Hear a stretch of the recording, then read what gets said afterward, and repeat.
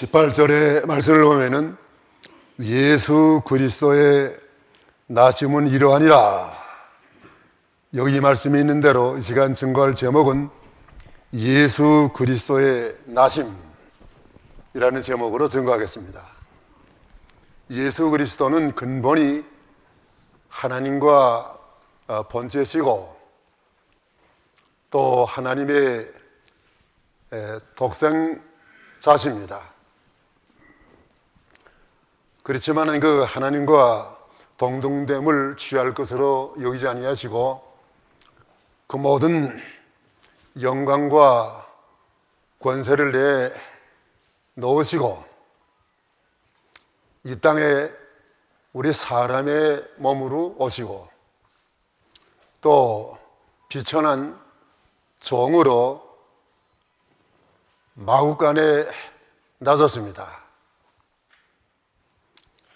왜 이렇게 예수님께서 얼마든지 영광의 자리에 나설 수 있겠지만은 가장 그 비천한 낮은 마구간에 나섰겠습니까? 고린도후서 8장 9절의 말씀을 보면은 그는 부요하신 자로서 우리를 위해서 가난하게 되심은 그의 가난하심으로 인해서 우리가 부유하게 되시게 하기 위해서 그렇게 가난해지셨다고 말씀했습니다. 예수님이 낮아지심으로 인해서 우리가 어떤 부요를 느끼게 되었습니까? 먼저는 생명의 부요입니다. 우리가 다 우리의 생명은 잠깐 동안 살고 죽는 그런 생명이었지만은 예수 그리스도로 말미암아 생명의 부여인 영생을 누리게 된 것입니다.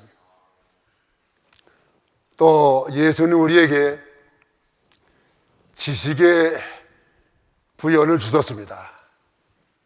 우리가 다 범죄함으로 인해서 하나님을 알지 못하고 구원의 길을 알지 못한 그런 상태에 있어서나 예수 그리스도께서 오셔서 우리에게 하나님을 알 수 있는 또 만물과 우리 모든 인간에 대한 바른 지식을 우리에게 알게 하시는 예수님은 지식의 부여함을 우리에게 주셨습니다. 또 예수님께서는 권세의 부여함을 주셨습니다. 우리가 다 하나님의 자녀의 권세 누리게 해줬습니다. 또 예수님께서는 권능의 부여함을 주셨습니다. 만능의 능력 우리에게 주셔서 하나님의 만능으로 세상을 이길 수 있게 하셨습니다. 또 우리가 죽은 소망으로 살았는데 예수님을 말미암아 우리는 영원한 산 소망을 갖게 된 것입니다. 장차 우리가 하나님의 나라에 가서 영원한 영광에 부여한 영광의 부여함을 우리에게 누리게 하신 것입니다. 그런 거로 예수님의 탄생은 우리에게 가장 기쁘고 즐거운 소식입니다. 그러면 예수 그리스도의 나신 그 과정, 어떤 과정으로 예수 그리스도께서 나섰느냐 하면은 오늘도 세 가지 내용입니다. 첫째로 예수 그리스도의 나신 과정은 성령 잉태로 탄생하심, 18절에서 20절까지의 말씀입니다. 예수님께서 보통 사람이 탄생하시는 그런 생육법으로 탄생하셨다고 할 것 같으면은 우리의 구주가 되지 못하십니다. 왜냐하면 보통 생육법으로 났다 할 것 같으면 다 원죄가 있어가지고 우리의 구주의 자격을 가질 수가 없습니다. 그런 거로 예수님께서는 성령으로 잉태하셨습니다. 그것이 벌써 창세기 3장 15절의 말씀을 보면은 예수님을 여자의 후손이라 했습니다. 모든 사람은 다 남자의 후손인데 예수 그리스도께서만은 여자의 후손입니다. 남자와 상관없이 성령으로 잉태해서 예수님은 나셨기 때문에 예수님은 여자의 후손, 그 여자의 후손으로 나실 때 성령 잉태로 나섰기 때문에 그 예수님을 세상에 나타나게 하는 데는 여기 마리아의 그 믿음, 또 요셉의 믿음, 이와 같은 귀한 그 믿음의 두 사람이 필요했습니다. 그러면 마리아와 요셉의 믿음은 어떤 믿음입니까? 첫째로 마리아는 믿고 결심함. 18절의 말씀 보면은 그 모친 마리아가 그랬습니다. 이 마리아가 그때 당시 처녀 가운데는 가장 믿음이 좋은 처녀. 믿음이 좋은 처녀가 아니면은 성령 잉태로 그리스도께서 나시는 것을 감당하지 못합니다. 마리아는 어떻게 여기 믿고 결심했습니까? 누가복음 1장 35절에서 또 38절의 말씀을 보면은 천사가 대답하여 가로되 성령이 내게 임하시고 지극히 높으신 이의 능력이 너를 덮으리니 이러므로 나실 바 거룩한 자는 하나님의 아들이라 일컬으리라. 마리아가 가로되 주의 계집종이오니 말씀대로 내게 이루어지이다 하매 천사가 떠나가니라. 예, 거기 마리아에게 천사가 나타나서 성령으로 잉태된 것을 알려주었습니다. 마리아에게 있어서는 이것은 얼마나 참 청천벽력과 같은 이 놀라운 소식이요. 내가 남자를 알지 못하는데 어떻게 내가 잉태할 수 있겠습니까? 내게 잉태한 것은 성령으로 된 것이다. 이것은 자연의 법을 초월한 잉태 방법이기 때문에 보통 사람은 믿을 수가 없어요. 그러나 마리아는 그것을 말씀대로 믿었습니다. 하나님은 만능이시고 하나님의 말씀이 만능인 것을 마리아는 그걸 믿었습니다. 만약에 마리아가 그걸 믿으면 결과가 어떻게 될 것입니까? 마리아는 그때 요셉하고 정혼하고 있었는데 이 소식을 앞으로 요셉이가 안다고 할 것 같으면은 요셉에게 자기는 버림당하는 거예요. 요셉과 파혼되는 거예요. 이 말씀대로 이루어지다 하는 것은 그 약혼한 요셉을 포기하는 거예요. 또 말씀대로 이루어지면은 그때 처녀가 만약에 아이를 낳는다 할 것 같으면은 성 밖에 끌어내다가 돌로 쳐 죽이는 셈. 말씀대로 이루어지면은 마리아는 이제 돌에 맞아서 죽을 수밖에 없는 자요. 그렇게 되지만은 마리아는 믿고 결심했습니다. 뭘 결심했습니까? 자기가 하나님의 뜻을 이루어 나가는데 그 정언한 요셉을 잃어버려도 좋다 하는 결심이, 또 그대로 이루어져서 자기가 아이를 낳으면은 돌에 맞아서 죽어도 자기는 좋다, 죽기를 결심하는 그 믿음이 마르니와 같이 굳게 하나님의 말씀을 그대로 믿고 결심하는 이와 같은 마리아가 있었기 때문에 예수님께서는 마리아를 통해서 무사히 탄생하게 된 것입니다. 그 다음에 둘째로 요셉은 말씀을 순종함. 마리아가 믿음이 훌륭한 동시에 요셉의 믿음이 또 훌륭한 믿음이에요. 그래서 19절의 말씀을 보니까 그 남편 요셉은 의로운 사람이라. 요셉이 의로운 사람이기 때문에 하나님께서 요셉을 통해서 크게 쓰셨습니다. 마리아가 잉태했다는 소식을 듣고 요셉이 어떻게 했습니까? 그걸 드러내지 않았다고 그랬습니다. 여기 19절에 보면 저를 드러내지 아니하고, 만약에 요셉이가 그때 드러냈다면 당장 마리아는 죽는 거예요. 드러내지 아니하고 가만히 끊고서 했고, 그 다음에는 이 일을 20절의 말씀 보니까 생각할 때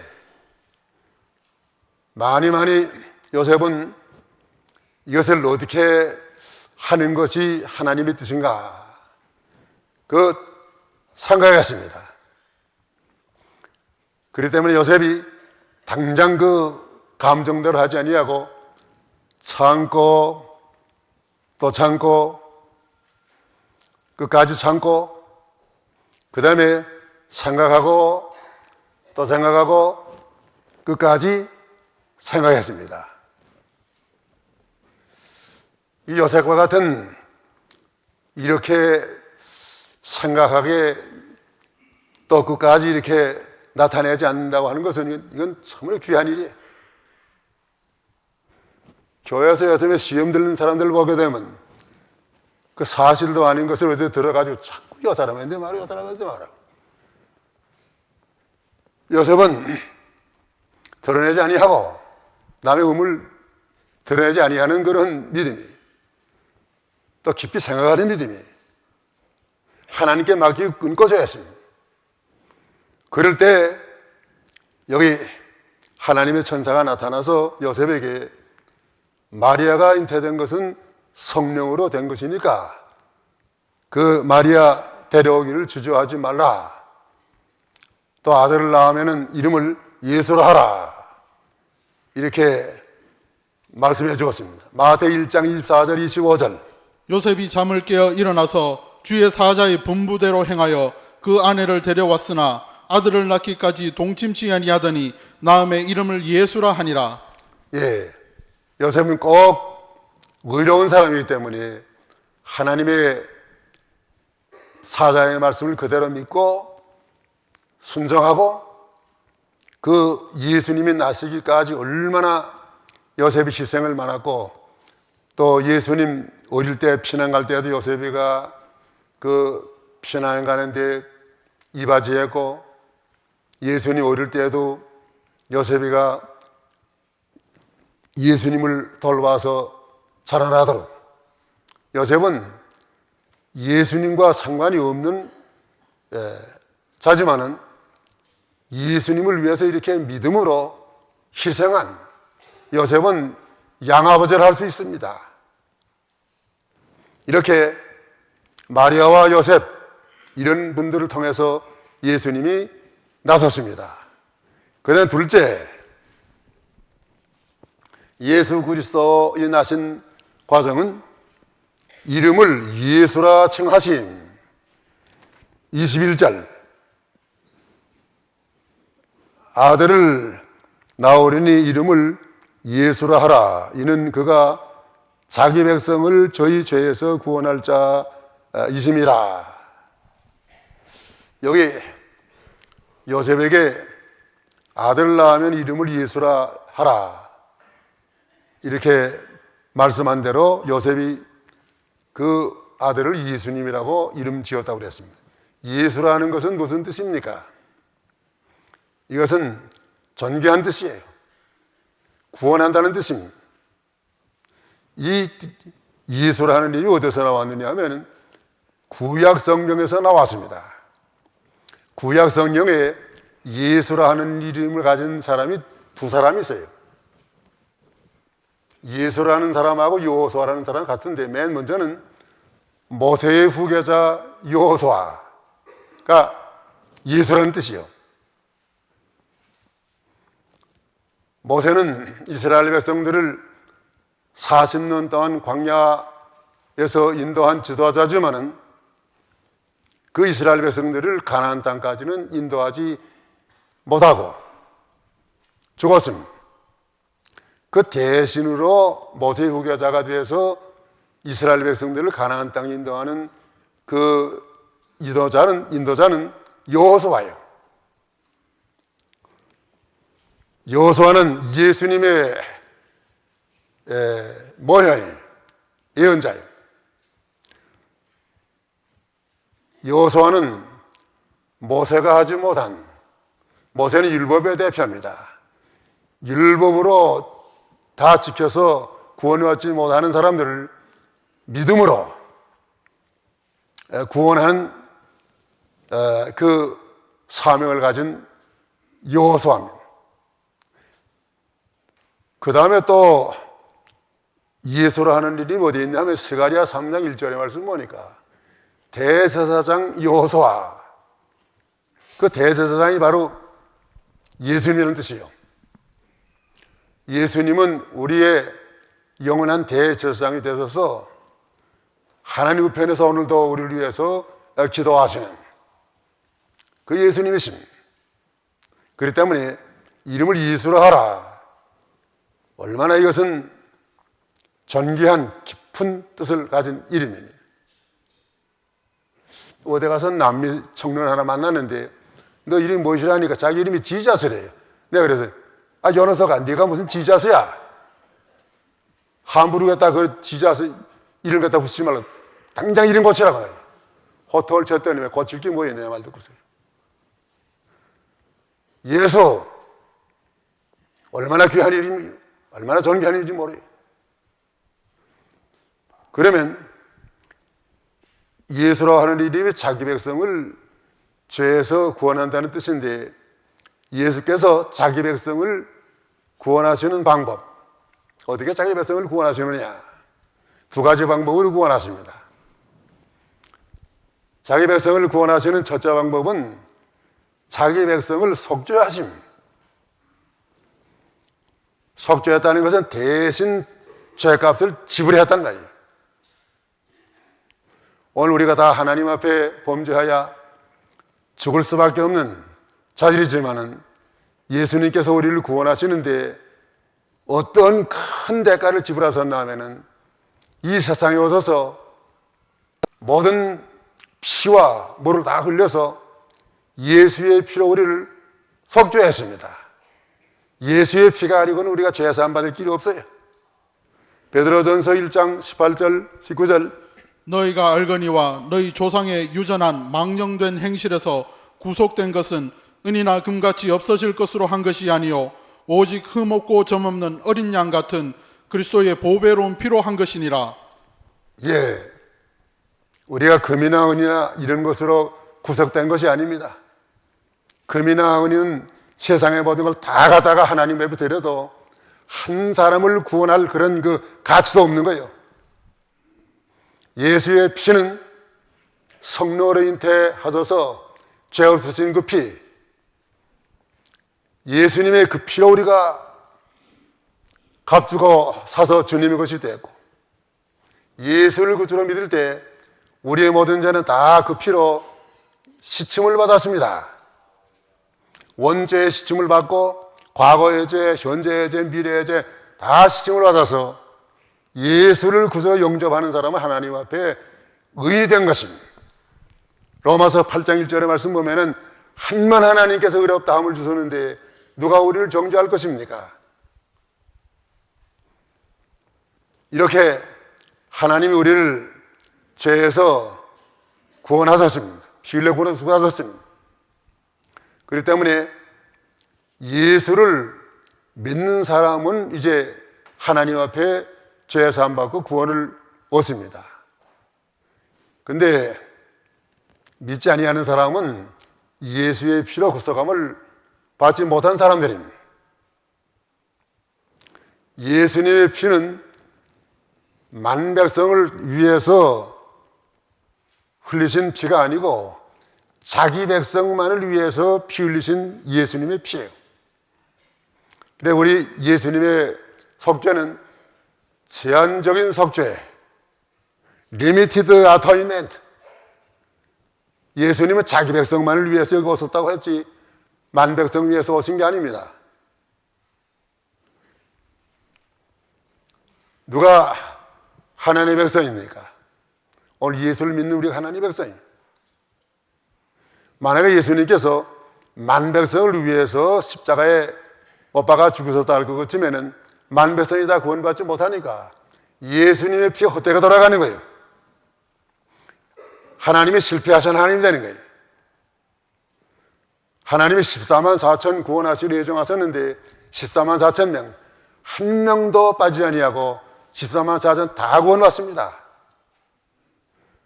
왜 예수님께서 빨리 재림하시지 아니하시나 하면은 그 14만 4천 명 가운데 아직도 예수 믿지 않고 있는 그런 불신자가 있기 때문에 한 생명도 멸하지 아니하고 다 구원하시려고 참으시고 또 참으시고 기다리시는 것입니다. 그 다음에 자기 백성을 구원하시는 둘째 방법은 자기 백성을 믿게 하십니다. 예수님께서 자기 백성을 위해서 피 흘렸지만은 자기 백성이라 할지라도 자기가 그 예수님을 믿을 수가 없어요. 자기 백성에게는 에베소 2장 8절의 말씀 보니까 믿음을 선물로 주셨다고 그랬습니다. 믿음으로 구원받는데 그 믿음은 하나님이 주신 선물로 받은 믿음이에요. 그렇기 때문에 구원받는 것은 전적 하나님의 선물, 믿음입니다. 우리가 예수를 구주로 믿을 때 다 구원받는 줄로 믿으시길 바랍니다. 거기 사도행전 13장 48절 이방인들이 듣고 기뻐하여 하나님의 말씀을 찬송하며 영생을 주시기로 작정된 자는 다 믿더라. 예, 하나님의 백성으로 구원받은 사람은 예수를 믿는 자예요. 그렇기 때문에 예수를 믿는 우리는 다 하나님의 백성으로 구원받는 줄로 믿으시기 바랍니다. 한 번 예수를 믿은 하나님의 백성은 절대 지옥하지 않습니다. 요한복음 10장 28절의 말씀 보니까 내가 영생을 줄 터인데 내 손에서 빼앗을 자가 없나니라. 빌립보 1장 6절의 말씀 보니까 하나님께서 우리 마음 가운데 착한 일을 시작하셨는데 주 예수의 날까지 완성하실 줄로 믿노라. 하나님 우리에게 시작하신 구원을 절대 도중에 포기하지 아니하고 우리는 그 구원에 실패하지 않습니다. 그것이 우리가 알미니안주의와 칼빈주의가 그거 다른 거예요. 알미니안주의는 내가 열심히 믿으면 구원받고 열심히 믿은 사람도 열심히 안 믿으면 지옥 간다는 거예요. 우리는 한 번 하나님이 택하시고 하나님의 주신 선물로 예수 믿고 구원받은 사람은 절대로 지옥 갈 수가 없습니다. 우리의 구원은 이것은 궁극적인 구원이에요. 이제 우리의 구원이 예수를 믿을 때 다 구원받았습니다. 지금 우리는 힘써 하나님의 형상대로 구원 이루어 나가고 있습니다. 구원의 완성은 언제 됩니까? 예수님이 재림하실 때 죽었던 성도들이 다 부활하고 왜 살아남아있던 성도들이 변함으로 말미암아 예수님이 재림하실 때는 우리의 구원이 완성하는 때입니다. 그렇기 때문에 예수님의 재림 우리에게 최후의 승리요 최후의 영광의 날, 우리는 그날을 기다리고 지금 바라보고 있습니다. 그 다음에 예수 그리스도의 나신 셋째 과정, 셋째로 예수 그리스도의 나신 과정은 임마누엘로 탄생하심. 22절에서 23절까지 읽으세요. 22절 23절. 이 모든 일에 된 것은 주께서 선지자로 하신 말씀을 이루려 하심이니라. 가라사대 보라 처녀가 잉타하여 아들을 낳을 것이요 그 이름은 임마누엘이라 하리라 하셨으니 이는 번역한즉 하나님이 우리와 함께 계시다 함이라. 예, 여기 있는 말씀 처녀가 잉타하여 아들을 낳을 것이요 그 이름은 임마누엘 하리라. 이 말씀은 이사야 7장 14절의 말씀을 인용한 말씀이에요. 그 이사야 7장 14절의 말씀은 어떻게 됐냐면 거기 처녀라고 번문을 했지만은 그 밑에 각주를 해놓고 젊은 여자, 여기 개역성경은 딱 이렇게 되어 있어요. 그러니까 그 말이 이게 헬란말 알마라 하는 말을 썼는데, 알마라는 말의 그 해석은 처녀라고도 할 수 있고 또 젊은 여자라고도 해석할 수 있는 그 말이에요. 이게 단어가 히브리 말에 처녀라고만 하는 말은 베툴라라 하는 말이 따로 있어요. 왜 베툴라라 하지 않냐고, 알마라 하는 그 처녀라도 할 수 있고 젊은 여자로 할 수 있는 요 단어를 썼을까?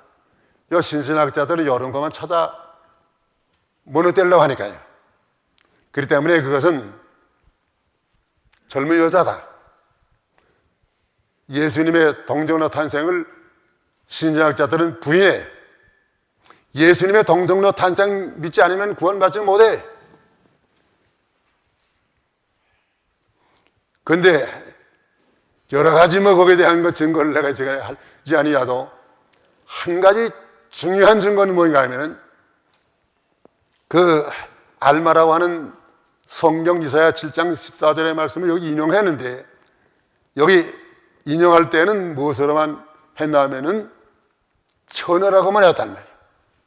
헬란 말로 처녀라고 하는 말로만 여기 인용을 했어요.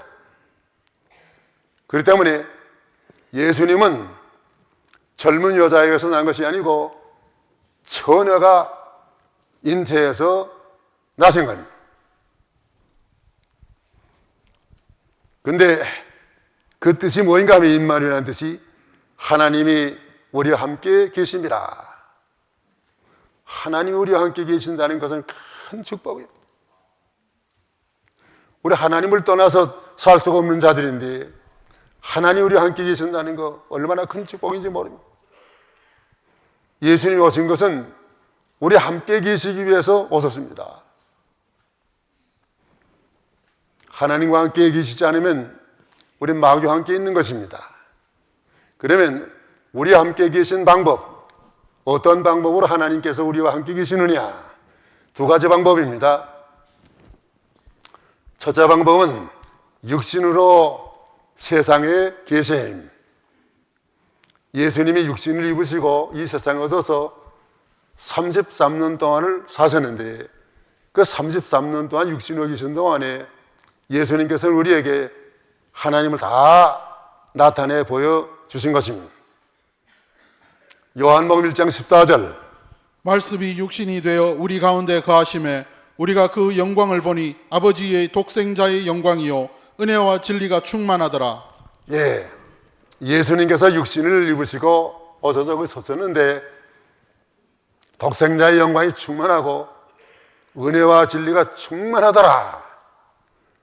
바로 예수님은 하나님을 나타내 보여주신 거예요. 그렇기 때문에 요한복음 14장 8절 9절의 말씀 보니까 빌립이가 우리에게 아버지를 좀 보여주옵소서 했을 때 예수님의 대답이 나를 본 사람은 아버지를 보았거늘 아버지를 왜 또 보아야 되려고 하느냐.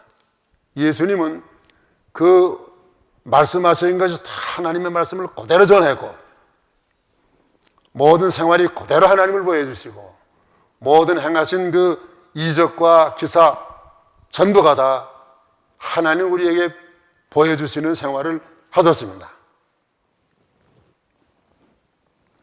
예수님께서는 하나님의 많은 걸 보여주셨어요. 오셔서 죽은 사람을 살리시고 또 난치병, 문둥병자를 고치시고 소경의 눈을 뜨게 하고 귀머거리를 듣게 하고 하나님은 만능 그걸 우리 보여주셨습니다. 또 예수님은 자비하신 예수님 우리에게 보여주셨습니다. 또 예수님께서는 하나님 우리에게 원하시는 뜻이 무엇인고 다 그것을 우리에게 나타내 보여주셨습니다. 온유하고 겸손하신 그 마음으로 우리에게 보여주셨는데, 오늘 우리는 예수님께서 우리에게 보여주신 그 마음, 그 성품, 그 생활을 닮아가야 됩니다. 닮아서 오늘 우리의 생활이 예수님이 하나님을 나타내신 것처럼 우리가 예수님을 나타내는 생활, 이것이 우리들이 해야 될 생활입니다. 그 다음에 여기 우리와 함께 계신 둘째 방법, 세상 끝까지 함께 계심. 예수님께서는 세상 끝날까지 함께 계십니다. 마태복음 28장 20절, 내가 너희에게 분부한 모든 것을 가르쳐 지키게 하라. 볼지어다 내가 세상 끝날까지 너희와 항상 함께 있으리라 하시니라. 예수님께서 지금 십자가에 죽으셨다가 부활 승천하실 때인데 세상 끝날까지 어떻게 함께 계시겠습니까? 예수님 승천해서 하나님 우편에 앉으시고 대신 성령을 우리에게 보내주셔서 우리가 성령으로 함께 거할 수 있는 이 복을 우리에게 주셨습니다. 그렇기 때문에 성령, 우리와 함께 계십니다. 그 성령이 우리 마음속에 고린도전서 3장 16절에 말씀 보니까 계십니다. 우리가 성령의 전이에요. 그 성령께서 우리 하늘에 올라갈지라도 거기 계시고, 또 운명에 내려갈지라도 거기 계시고, 또 바다 끝에 가서 거할지라도 거기 계시고, 성령 우리를 떠나지 아니하십니다.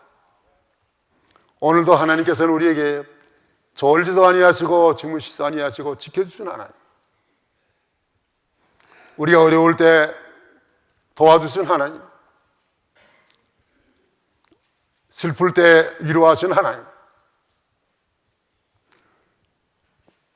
하나님께서 이렇게 우리를 세상 끝날까지 갇혀있기 위해서 주시는 은혜, 이것은 하나님 외에는 이렇게 영원히 세상 끝날까지 갇히게 해서 주실 분이 세상에는 없습니다. 부모님이 아무리 자녀를 위하지만은 세상 끝날까지 자녀와 함께 계시지 못합니다. 또 부관이 아무리 다정하지만은 세상 끝날까지 같이 있지 못해. 자녀가 아무리 부모를 위하지만은 자녀가 세상 끝날까지 같이 못 있어요. 세상 끝날까지 우리와 함께 계시고 영원한 하나님의 나라로 인도하실 분은 하나님이십니다. 임마누엘 하나님. 그때는 우리가 아무리 내가 혼자 있어도 우리 외롭지 않습니다. 나는 약해도 할 수 있습니다. 이제 말씀을 마쳐야 되겠습니다. 오늘 예수님의 탄생, 역사상에 있어서 가장 큰 사건이요, 또 가장 큰 기쁨과 즐거움의 소식입니다. 그러면 그 예수님께서 우리에게 나타나실 때 어떤 과정으로 나타나셨습니까? 오셨습니까? 오늘 세 가지 과정 정리합니다. 예수 그리스도에 나신 첫째 과정, 성령 잉태로 탄생하신. 둘째 과정, 이름을 예수라 칭하심. 세 번째 과정, 임마누엘로 탄생하심입니다. 오늘 우리는 이와 같이 세상에 나신 예수 그리스도를 마음으로 영접해야 되겠습니다. 영접하는 자에게는 기쁨과 평화와 구원이 있습니다. 또 그다음에 이 예수님을 영접해서 우리는 이 예수님을 전하고 나타내는 자들이 되어야 되겠습니다. 그리함으로 우리가 하나님의 나라의 영원한 기쁨과 평화에 영원히 참석해서 그 기쁨과 평화를 누리시기를 축원하는 바입니다. 기도하십시오.